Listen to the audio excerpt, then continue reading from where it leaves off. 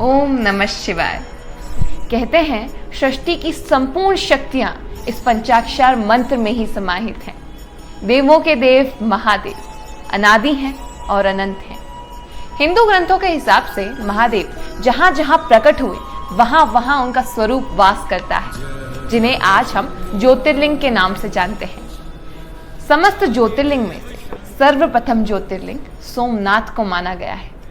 अतीत में इस मंदिर पर कई बार आक्रमण किया गया, कई बार इसे लूटा गया, लेकिन आज भी यह मंदिर अपनी दिव्यता, अपने सौंदर्य के लिए विश्व भर में जाना जाता है। लेकिन क्या आप जानते हैं कितनी बार इस मंदिर पर आक्रमण हुआ है, कितनी बार इसे लूटा गया है, कितनी बार इसका पुनः निर्माण किया गया है? इस मंदिर को स्थापित किसने किया था? इसके पीछे की मान्यता क्या है? आइए आज इस वीडियो में विस्तार से जानते हैं इस प्राचीन मंदिर और इसके दिव्य इतिहास के बारे में। इस ज्योतिर्लिंग की महिमा का उल्लेख श्रीमद् भागवत गीता, महाभारत, ऋग्वेद और स्कंद पुराण में भी किया गया है। किंवदंतियों के अनुसार चंद्रदेव ने स्वयं यहाँ पर शिवलिंग की स्थापना की थी।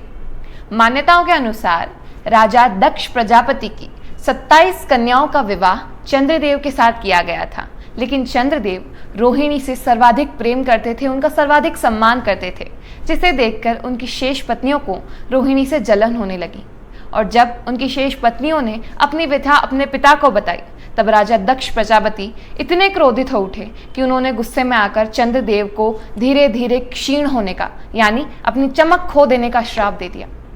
जब चंद्रदेव ने ब्रह्मदेव से मदद मांगी, तब ब्रह्मदेव ने उन्हें कहा कि उन्हें प्रभास क्षेत्र में जाकर शिव जी का तप करना चाहिए, महामृत्युंजय मंत्र का जाप करना चाहिए।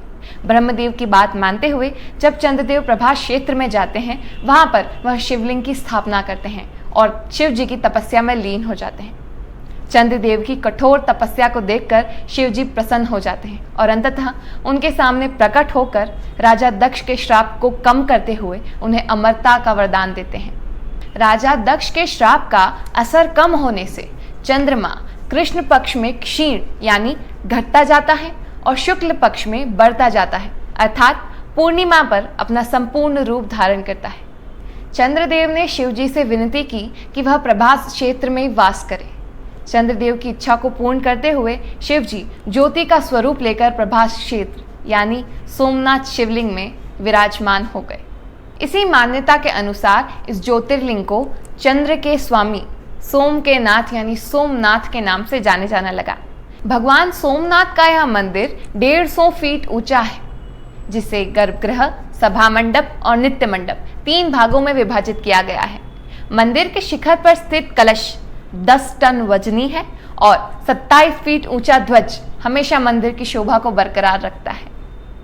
इतिहासकारों के अनुसार इस मंदिर पर कई बार आक्रमण हुए। इस मंदिर की भव्यता को देखकर मोहम्मद गजनवी के मन में लालसा आ गई थी और इसने सन 1025 में मंदिर पर हमला कर दिया था और यहाँ की सारी संपत्ति लूट ली थी। यहाँ का स्थान लगभग नष्ट हो चुका था। कई लोगों ने मंदिर को बचाते हुए अपनी जान भी गंवाई थी। इसके बाद मंदिर का पुनः निर्माण गुजरात के राजा भीम और मालवा के राजा भोज ने करवाया था। फिर जब गुजरात पर दिल्ली सल्तनत का कब्जा हुआ, तब इस मंदिर पर 1297 में फिर से हमला हुआ। यह हमला अलाउद्दीन खिलजी के सेनापति नुसरत खान ने करवाया था और यहाँ की सारी अमूल्य संपत्ति को लूट कर ले गया था। मंदिर को 1395 और 1412 में भी तोड़ा गया था, लेकिन पुनः निर्माण का सिलसिला भी चलता रहा। लोगों के मन में आस्था बढ़ती चली गई। औरंगजेब के समय में भी सोमनाथ मंदिर पर 2 बार हमले किए गए, इसे नष्ट कर दिया गया, लेकिन हिंदू फिर भी मंदिर में जाते, पूजा करते और भगवान की आराधना में लीन हो जाते, जिसे देखकर औरंगजेब ने नाराज होकर यहाँ पर सैनिकों की टुकड़ी भेजकर कत्लेआम भी मचाया था। इतिहास में जाकर देखा जाए तो इस दिव्य मंदिर पर कुल 17 से ज्यादा बार हमले किए गए, इसे नष्ट किया गया, इसे लूटा गया और आज सब कुछ सहने के बाद भी यह अपनी दिव्यता, भव्यता और सुंदरता के लिए विश्व विख्यात है। वर्तमान काल में जो हम मंदिर देख रहे हैं, ये भारत के पूर्व गृह मंत्री, भारत के लौह पुरुष सरदार वल्लभ भाई पटेल ने 1950 में बनवाया था और 1995 में भारत के राष्ट्रपति शंकर दयाल शर्मा ने इसे जनता के हाथ सौंप दिया था। सोमनाथ मंदिर पृथ्वी के सबसे पवित्र स्थलों में से एक है। यह सच में एक दिव्य सौंदर्य है। पिछले वर्ष जब मैं अपने परिवार के साथ सोमनाथ दर्शन करने गई थी, तब वहाँ के वातावरण में, वहाँ के माहौल में मैंने एक शांति महसूस की थी। ऐसा लगता है जैसे आप धरती पर नहीं है, ब्रह्मांड के किसी कोने में है। वहाँ एक फोर्स है जो आपको भगवान से कनेक्ट करती है। और आज यह मंदिर भारत के सबसे स्वच्छ और सबसे महत्वपूर्ण मंदिरों में से एक है। यह मंदिर शब्दों से परे एक अद्वितीय निर्माण है।